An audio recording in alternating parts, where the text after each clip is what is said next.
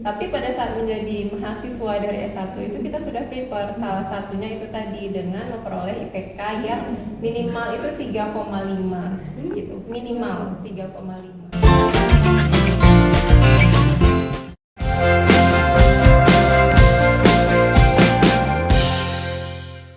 Halo, hai. Welcome to KKN Kumpul-kumpul. Nyantai. Oke, kembali lagi bersama saya di episode kali ini sebagai host, yaitu Anissa Ina Ilahi dan co-host saya Caca Bila. Nah, di episode kali ini Caca, kita itu akan membahas tentang tema itu akademis dan tips and trik mendapatkan beasiswa S3. Kira-kira di episode kali ini Caca kebayang nggak siapa bintang tamu kita? Kayaknya berprestasi sekali ya Kak. Oke, lagi Cantik, berarti perempuan dong. Iya, benar sekali, lebih kemayu ya Caya. Kalau kita kan ini kan tidak kemayu ya. Iya, kita lebih ke tantrum sih. Kalau kita lebih ke tantrum.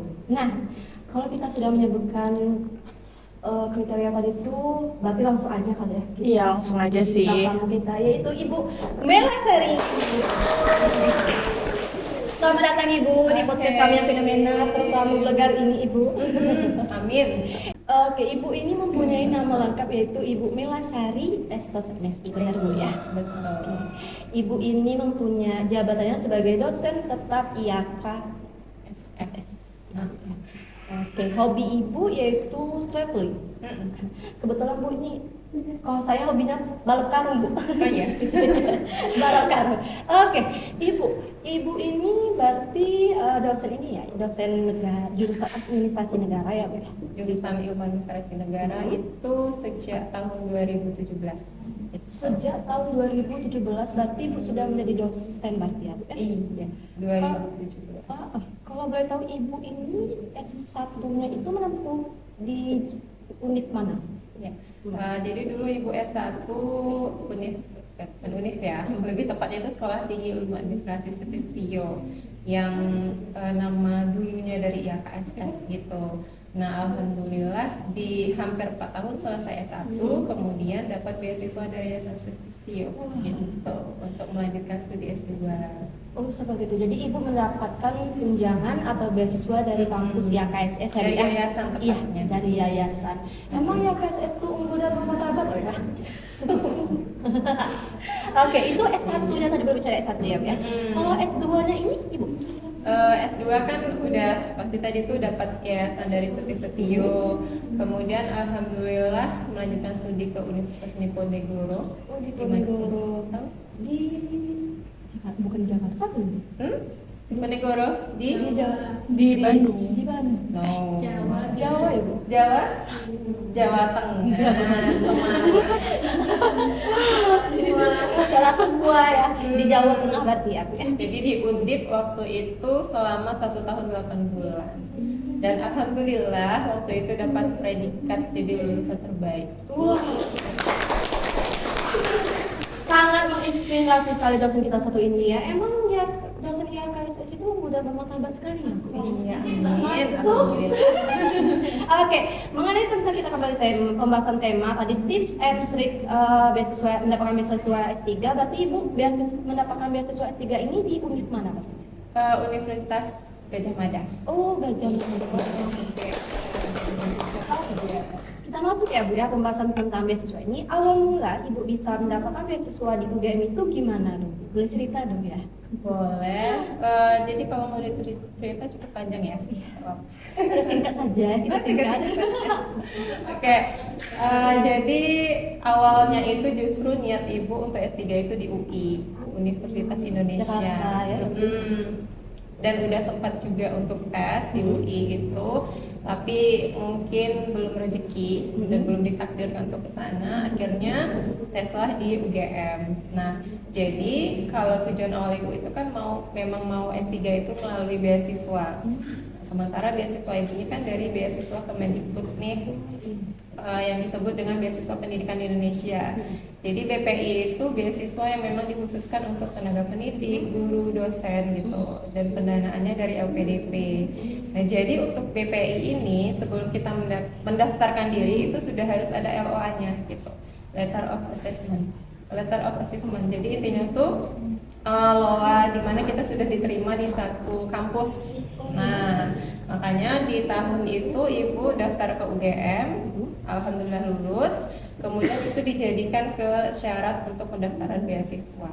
Jadi kalau tadi ditanya apa sih tips triknya? Tips triknya yang pertama itu adalah kita harus mendaftarkan diri dulu ke kampus tujuan gitu. Dan kampus tujuan itu juga harus kampus yang terdata di beasiswa itu sendiri gitu. Oh, berarti iya Kak, ini maaf dipotong Ibu, berarti iya kan termasuk berarti ya Bu? Iya Kak, belum masuk. Belum masuk kan? Belum. Jadi yang masuk ke dalam beasiswa kampus yang kerjasama dengan beasiswa itu kampus-kampus negeri yang akreditasinya itu sudah unggul gitu sudah. Kalau untuk kampus swasta kayaknya belum. Oh, berarti memang dikhususkan untuk negeri ya Bu? Iya, kampus tujuannya. Tapi bagi yang mendaftar itu boleh dari kampus manapun. Oke, berarti itu adalah tips and trick dari Ibu ya Bu ya? Boleh Iya. ya? Kasih tips and boleh Ibu kasih tips and trick buat kan kami mau yang S1 ini mau S2 tuh. Nah, apa saja yang harus kami lakukan kalau mau dapat beasiswa S2? Oke. Yang pertama itu yang namanya beasiswa kan pasti dikhususkan bagi tamatan-tamatan atau mahasiswa-mahasiswa memiliki IPK standar menengah ke atas. Iya. Anes IPK-nya berapa? 3,95. Alhamdulillah.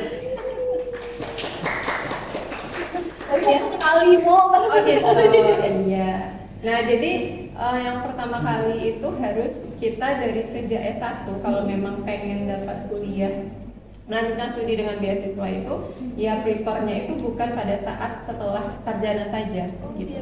Tapi pada saat menjadi mahasiswa dari S1 itu kita sudah prepare, salah satunya itu tadi dengan memperoleh IPK yang minimal itu 3,5 gitu, minimal 3,5, kalau bisa 4,0 kan. Nah itu yang pertama. Terus yang kedua, setelah menjelang tamat S1 gitu dan akan memperoleh beasiswa atau ada cita-cita pengen memperoleh beasiswa nih, ya sudah kita harus yang pertama itu searching, kemudian yang kedua sharing gitu. Harus banyak-banyak searching dan sharing. Oke. Kenapa Ibu bilang searching? Karena di zaman sekarang itu kan kita memperoleh informasi itu gampang ya. Salah satunya itu yang paling gampang itu dengan searching aja gitu. Buka Google, misalnya kita pengen beasiswa apa nih, kayak Ibu kan contohnya BPI. Atau kalau yang bagi bukan TENDI guru dosen itu bisa lewat LPDP. Oh, LPDP. Beasiswa LPDP misalnya. Nah itu silahkan banyak-banyak searching ke website LPDP langsung gitu. Kemudian untuk kita memperoleh informasi apa saja sih syarat-syaratnya di dalam LPDP itu. Salah satunya IPK. Kemudian juga kita lihat syarat administrasi lainnya apa gitu. Nah itu yang harus kita persiapkan jauh-jauh hari gitu. Jadi bukan hanya sekedar pengen beasiswa nih ya sudah daftar gitu, tidak. Prepare itu sudah harus jauh-jauh hari. Yang pertama banyak-banyak searching, kemudian mempersiapkan segala syarat administratifnya, kemudian searching itu tidak hanya kita lakukan memperoleh informasi terus kita konsumsi pribadi sendiri, tidak, harus dibarengi dengan adanya sharing gitu. Dan contohnya nih kayak Ibu kan baru dapat beasiswa tahun kemarin dan itu dari 1 tahun sebelumnya Ibu sudah banyak-banyak sharing ke kawan-kawan awardee itu kan pemenang beasiswa tuh. Nah jadi banyak-banyak sharing ke teman-teman yang sudah senior lah atau sudah memiliki pengalaman gitu dalam memperoleh beasiswa. Jadi dari banyak-banyak sharing itu kita jadi tahu tuh informasi lanjutan secara teknisnya seperti apa sih kiat-kiat yang harus kita lakukan dan sebagainya. Searching dan sharing itu tahap awal. Sharing ya. Jadi tadi kan tips yang pertama itu yang sudah Ibu jelaskan itu berkaitan dengan pertama harus rajin-rajin sharing, kemudian searching, kemudian baru sharing. Nah, setelah itu kembali lagi ke diri kita, bagaimana kita itu dapat konsisten kalau memang benar-benar ingin mendapatkan beasiswa gitu. Apa salah satu bentuk konsistennya adalah ketika sharing itu, ketika searching, kita tahu nih bahwa syaratnya itu salah satunya syarat mutlak adalah kita harus mempunyai kemampuan bahasa Inggris yang nanti itu dapat dilihat secara administratif itu pada sertifikat TOEFL. Nah, Maka untuk memperoleh skor TOEFL yang diminta oleh universitas tujuan itu harusnya kita jauh-jauh hari itu sudah mulai belajar, sudah mulai tekun untuk mendalami bahasa Inggris itu sendiri gitu, khususnya dalam grammar dan lain sebagainya, sehingga nilai TOEFL kita dapat mencapai skor yang diminati, yang dituntut gitu. Kemudian yang kedua, selain mempersiapkan kemampuan bahasa Inggris, kemudian tentunya kita juga harus mempersiapkan kemampuan dalam bidang akademik gitu, penguasaan akademik kita seperti apa. Juga harus didukung dengan adanya kemampuan dan kemampuan kita untuk mempersiapkan proposal riset. Karena untuk S2 dan S3 itu syarat mutlaknya adalah kita itu harus punya kematangan dalam merancang riset ataupun penelitian yang akan kita geluti nantinya ketika di S2 ataupun S3 gitu. Jadi proposal riset tuh kita harus tahu, kita harus mampu mempunyai kemauan untuk menggali apa sih kira-kira yang akan kita teliti nantinya, kemudian metode apa yang akan kita gunakan, kemudian apa saja teori-teori yang dapat mendukung sebagai pisau analisis atau indikator kita nantinya gitu. Itu harus kita dalami gitu. Jadi tidak hanya sekedar syarat administratif saja, tapi juga syarat dari diri kita untuk mendalami, menekuni, dan konsisten dalam menyusun proposal riset. Walaupun kita belum menjadi mahasiswa S2 dan S3, karena itu menjadi syarat mutlak gitu. Dan trik selanjutnya adalah kita harus sering-sering, seperti Anes nih dan Caca ya, tadi mungkin udah sering ya komunikasi sama teman-teman, sama dosen dan sebagainya. Nah itu juga harus kita lebih dalami gitu. Untuk apa? Untuk melatih kita pada saat nantinya dalam tes wawancara. Jadi perlu diketahui ya Anes, Caca, bahwa di dalam memperoleh beasiswa itu ada beberapa tes yang akan kita jalani gitu. Yang pertama tes administratif, yang nantinya didukung dengan sertifikat TOEFL, sertifikat TPA, tes potensi akademik. Kemudian setelah tes administratif lulus, itu nantinya akan ada tes secara tertulis kalau LPDP ya, dalam bentuk tes TPA dan bahasa Inggris. Kemudian yang terakhir nanti puncaknya adalah di tes wawancara.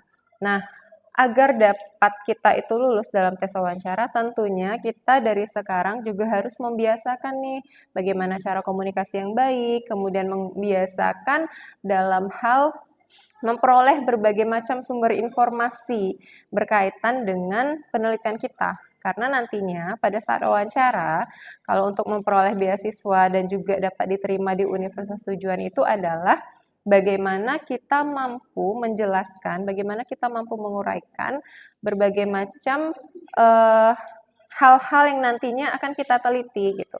Intinya kembali lagi ke proposal riset tadi. Jadi kita harus rajin-rajin latihan wawancara, bagaimana cara menjawab dengan benar, kemudian bagaimana kita dapat mempertahankan proposal riset kita, bagaimana kita meyakinkan reviewer pada saat wawancara itu tentang proposal riset kita ini layak dan kita memiliki impact yang bagus bagi masyarakat dari hasil riset kita nanti gitu. Jadi intinya adalah tekun, kemudian konsisten dan berani gitu. Nah, karena kalau sudah tekun konsisten akhirnya kita tidak berani karena mikir mungkin nih beasiswa itu tuh apalagi setaraf yang dikeluarkan oleh kementerian itu saingannya ribuan, tetapi di situ kita harus berani mencoba gitu. Kita tidak akan tahu itu benar-benar sulit atau tidak kalau kita belum mencoba. Jadi intinya kita harus berani dan dibarengi dengan ketekunan, kemudian kegigihan kita untuk mempersiapkan segala macam.